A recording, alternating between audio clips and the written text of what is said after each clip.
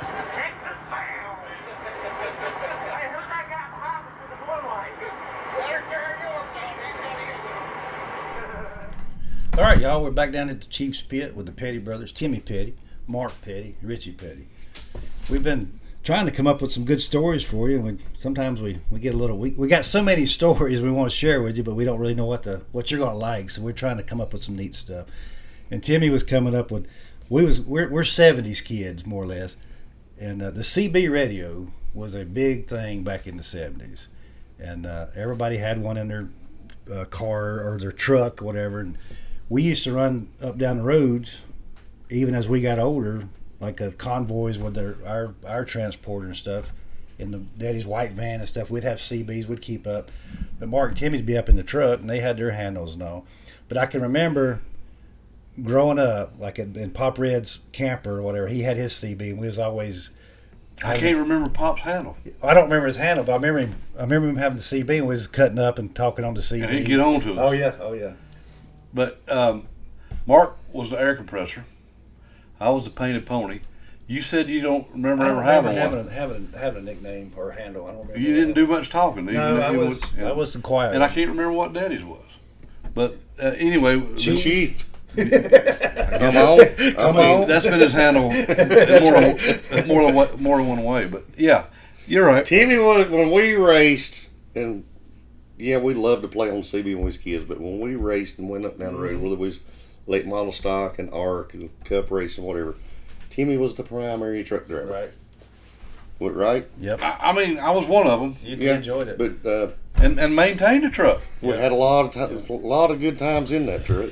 And Phil Pendry would go with us, and his alias or handle was Marcel Ledbetter. Caldwell would go with George us. Caldwell he was really our George Caldwell. Yeah, we got to make George. Big George was the number one. country as Rooster always says, I'm the trucker wannabe. Yeah, and that's the truth. And George was the country boy. So this is Country going to be boy, kind of like, and plus, even when we go back to what was earlier when we was kids, I think we had every truck driving song all the on albums. 8-track tape Yep. that you could have. Cletus Maggard with the White Knight, and what was the other one? The Dad I Gotta Go song. Yeah. And then we had Red So Vine. Everybody knows all those. Was the guy Dale Reeves, the one that sang my favorite all-time truck driving song? The Girl on the Billboard. Convoy. Yeah, well, to this day, C.W. McCall. and we're coming up on the June, that was good. June the 6th of June. Yeah, by the dark of the moon. Yes. Now, one thing I remember about the CB radio, we was coming out of Talladega. We'd been under testing with the Cup car. Me and Daddy was in the white van. Y'all were in the red truck. Yeah. And so they had to stop at way stations. We was running right behind them, staying with them. Like Smokey and the Bandit. Yeah, just whatever. Yeah. But every time we'd come up on a way station, we'd have to jump to the curb and wait on them to get to the way station and come out. Well, Daddy was driving. He went about 3 lanes of traffic over, got over on the side. They were coming out of the way station, and some guy come across the radio and said, how about your red truck? And then y'all started talking back. He said, watch out for that white van. They're crazy. They're all over the place. Me and Daddy was sitting there just laughing. Yeah, that scared us too. Just the CB handles. That was a good time. I mean, because even when we were little kids, you wanted to talk on the CB, but it was a kind of a no-no. Oh yeah. When you was a kid. Then up in the 90s when we was driving truck talking, we thought we was somebody. Oh yeah. We moved on up in the world. All right, I'll tell my truck stop. Please truck do. Driving story. Please do. So we went out to College Station to Texas World. Oh yeah. Richie run the ARCA race out there, and so we Mom and Dad. Y'all all flew out there, right? Yeah. Cause I had to go out there a week earlier. Mom, Dad, Richie, they all flew out there. And me and Timmy drove the truck out. So they had a rental car. Phil was with us. Phil was with us. Yeah, Phil, but golly, yeah, because yes, 2 good stories in this. Yes. But anyways, we drove the rental car back and forth from the racetrack to the motel. The 2 or 3 days we was there. So the last day we left the racetrack, we all went back to the motel. Me and Timmy went and took a shower. And then we jumped in the truck to head home. And so here we go. We got all the way to Beaumont. It was at Beaumont, Lake Charles, Louisiana. Yeah. That's what it was. And we stopped at the Flying Hook to eat. Wasn't it the Flying Hook? And look forward to it the whole time. Yeah. And it was that truck stop restaurant where they had the phones in there. Yeah. And so, anyways, we called back to talk to y'all at the motel. Let them know where we was I at. don't reckon we had cell phones, did we? I don't think Not so. at Because we was talking up. Not at that time. But anyways, Pre-cell phones. they'd all still called the station, wasn't flying out to the next Next day. day, yeah. But they was stuck because they couldn't find the rental car keys, and they were in my pocket. They said, "Have y'all seen the real car keys?" And, yeah, they're right here. And we were already how many miles away? We had to Well, call. it was 3-4 hours away. We had to call a locksmith in, and he had to open it up. But on the way out there to Oh, go, on the way out there, we got lost. Me and Timmy got to arguing, and Phil Pendry finally said, "Y'all pull either." He said, "Pull the truck over, get out and fight, or shut up. or shut up." I'm either tired of way, listening to we you. got to find which way we're going. So we actually done a 3-point road turn and went back because I was hard headed. I knew I was on the right road, but I was not. So I was wrong about that one. I guess it was my fault.